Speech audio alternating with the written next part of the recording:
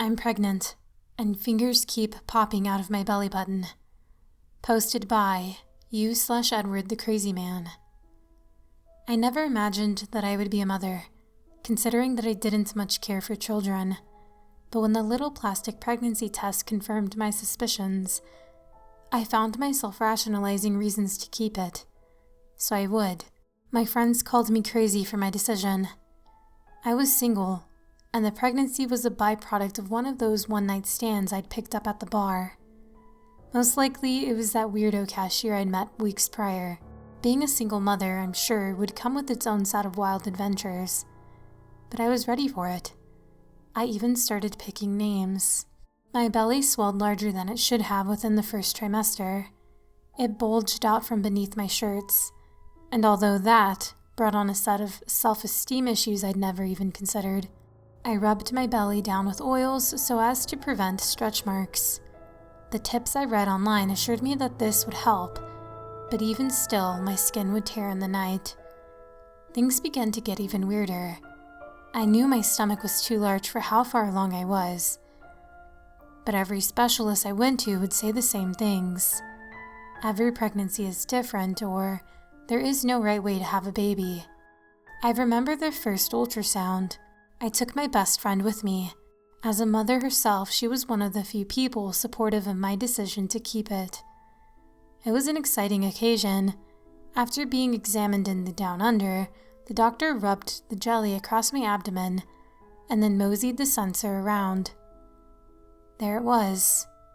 I reached over and grabbed my best friend's hand, giving it an excited squeeze.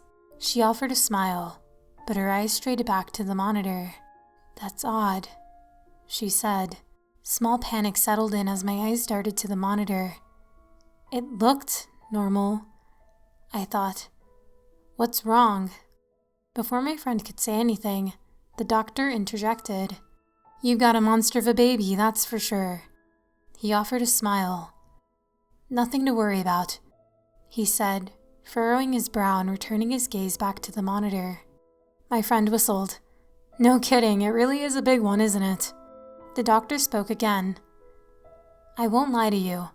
It's about twice as large as it should be at this point.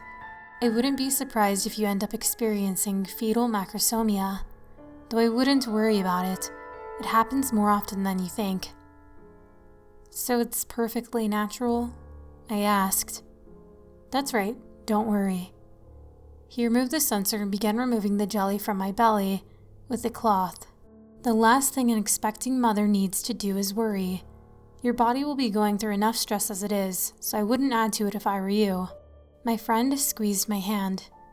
As I wobbled out of the parking lot, it continuously rubbed my tummy with a strange wonder. I felt a kick and almost shrieked. My emotions came out in equal measures of horror and elation. "Come feel." I reached over to my friend. She placed her hands over my stomach. I always thought that was the coolest part. I slept that night in a mess of sweat and disorganized sheets and blankets. My hair clung to me and my back was immeasurably sore, as were my breasts. Eventually, I sat up in the bed and swiped the hair from my face, moving to the kitchen to down half a quart of OJ. After smacking my lips satisfactorily, I hopped in the shower, hoping the hot water would do something to soothe my body. I'd known that carrying a baby to term would be difficult, but I'd never imagined it would wear on me this much. That was the first time I'd begun to feel regret, or at least the first time that it had manifested in a way I could fathom. It came from seemingly nowhere and all around at once, and I kneeled in the shower for longer than I should have, crying into the palms of my hands as the water rushed over me. I took a bowl of chips and moved to the living room, watching late-night infomercials absently, hoping to distract myself with some new tomato slicer. It did not work. I moved to the bedroom after half an hour, feeling sorry for myself, and bundled up on the comforter in my robe with a towel wrapped around my head. I began to feel nauseous and thought that maybe the chips I'd eaten had gone bad. Or maybe the little person growing inside of me didn't agree with my taste in snack foods. I cradled my stomach and whispered to it, "Shut up." I rolled over onto my side to try and release some of the pressure I was feeling growing in my abdomen. I'm still the boss here. I fell asleep.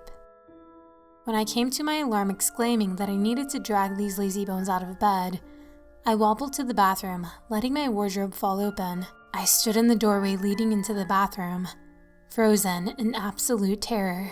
My own face stared back at me in shock, but that was not the thing that forced me to stop.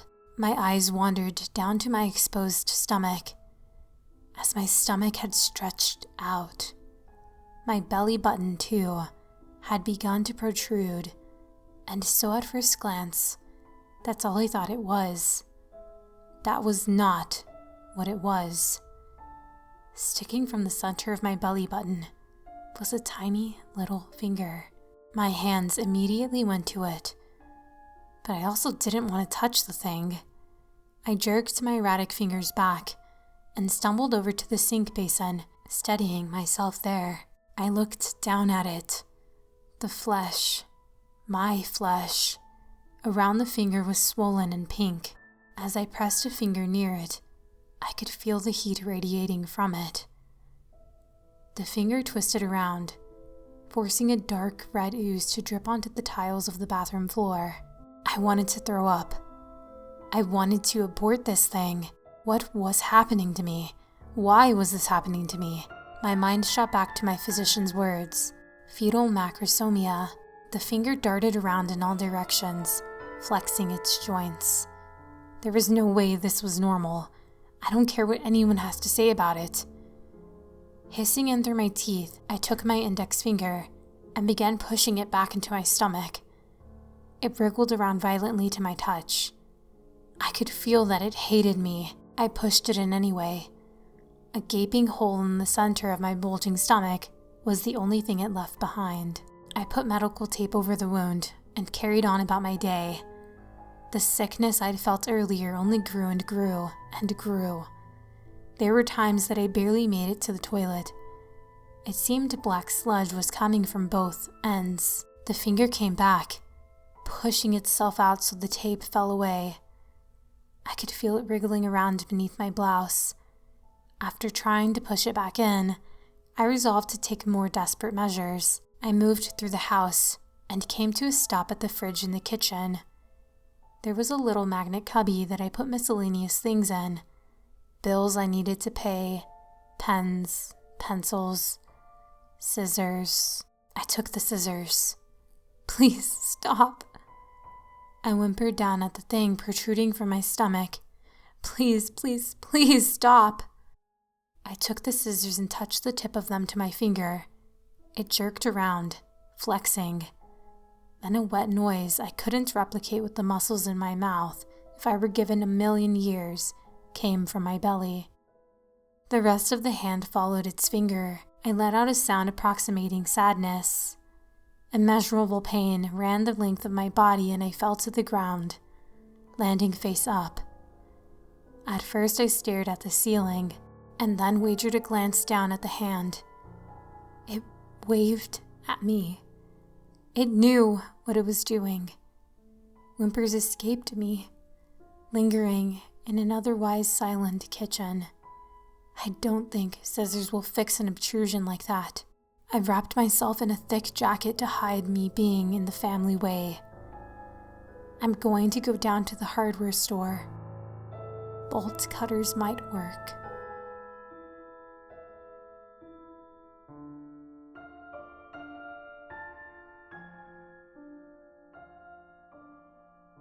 My Special Boy, posted by u/dark goddess Lilith. My pregnancy was horrible. My morning sickness lasted from 6 weeks until the day I had him. At 5 months, I was diagnosed with cervical cancer. I resisted treatment for the safety of my child.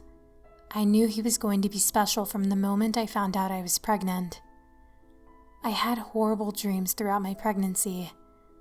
Nightmares almost nightly of death and famine. The most disturbing dream I can remember was a priest in a dark basement covered in blood. He chanted something unintelligible and laughed hysterically while eating a live baby goat. The suffering was so intense, but I would do anything to bring my precious son into this world. At 7 months pregnant, my husband left me. He left in the middle of the night with all of his belongings, and only a note that said, "I cannot contribute to this evil." I didn't understand what he meant. We'd never been involved with any evil. We lived our lives outside of sin from childhood until marriage. We attended church every Sunday, prayed together every day before work and before bed. He was so excited to be a father. He couldn't stop talking about it. Until the dreams started for him too. This pregnancy proved to be the most painful time in my life, but I was determined to bring my baby into the world. He was the only thing I had, and I could feel his greatness. I knew he would change the world. Finally, the day came. My contractions woke me up from another nightmare, and were so strong that I had to call an ambulance to pick me up. There was no way I could drive through them. I suffered through labor for 48 hours before my baby came. My doctor was so concerned with getting the baby out safely. Almost obsessive. I didn't mind though. I needed to know that my baby would be safe. After 48 hours of strong contractions and no progress, the doctors decided I needed a C-section. I didn't mind. I just wanted my baby. It felt like they were digging into me for hours before they finally got him out. What's funny is that he never cried. I knew he was born when the doctors all rushed around him to cut his cord and clean him up. Every doctor was in awe by my son. They all flocked around the table to stare at him. I couldn't see much from under the curtain, but I got a glimpse of him. He had blonde hair and the palest blue eyes I had ever seen. Amazing, because my husband and I both have brown eyes and dark hair. I was so amazed by his beauty that I almost didn't realize that all of the doctors were flocked around him instead of stitching me back together. Fear set in when I realized I had a big, gaping hole inside of my abdomen with my organs hanging out. Still, they stared in amazement at my son, not even noticing me. I started to fade unconscious, but I could still hear their words very clearly. "He has risen. He has come to bring the Armageddon. Hail Satan." What? I can't be hearing this right. The anesthesia began to wear off, but the pain didn't faze me. I just needed to see my son. I pulled myself up by the railing on the operating bed and somehow gathered the strength to drag myself over to my son. My intestines dragged on the floor beside me, and my vision began to slowly fade. Finally, I did it. I got to him. He was so beautiful. He looked otherworldly. He still wasn't crying, and his eyes carried such intensity, both of wisdom and evil. I couldn't hold on anymore. I fell back and began to bleed out into unconsciousness. The doctors finally noticed me and hovered around. None of them looked fazed by the gruesome scene that lay in front of them. In fact, they were all smiling and saying, "Thank you for your sacrifice."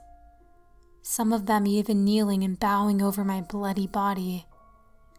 The last thing I saw before I died was my son's face. I could swear he was smiling at me. The most demonic smile I have ever seen. It was worth it. About 2 years ago was when I discovered that I was pregnant. I think it was February 6th. So yeah, like basically 2 years ago, 2019. And 1 year ago, around February 8th, I think, is when I drew this drawing. It is actually a redraw from a different artist.